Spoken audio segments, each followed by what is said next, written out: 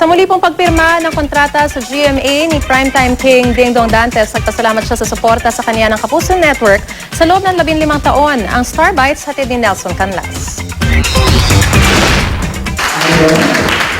Matapos ang isa't kalahating dekada sa Kapuso Network, muling pumirma ng kanyang talent contract ang premyadong aktor at primetime king na si Dingdong Dantes.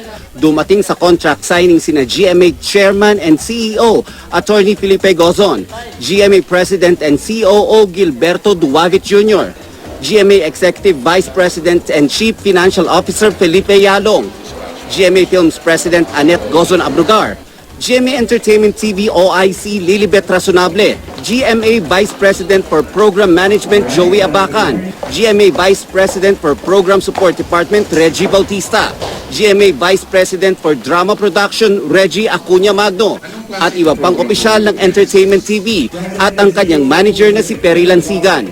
Pagkatapos ng contract signing, nagkaroon ng press conference. Sa isang AVP, idinetalya ang mga milestone sa career ni Dingdong.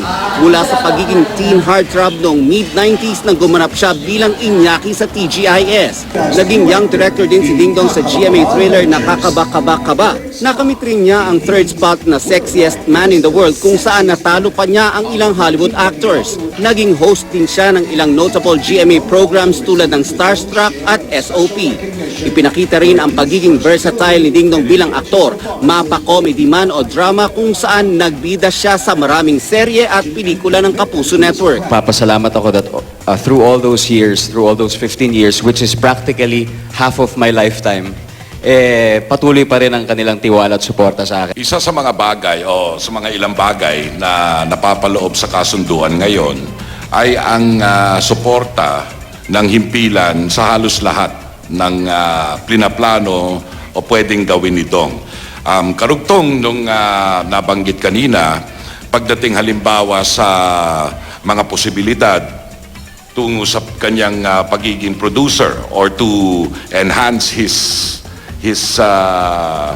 practice as a producer, that is part, hanggang kung sakasakali man dumating ang panahon na minabuti nitong at ng kanyang katambal sa buhay na magpatuloy halimbawa, nandun din kami para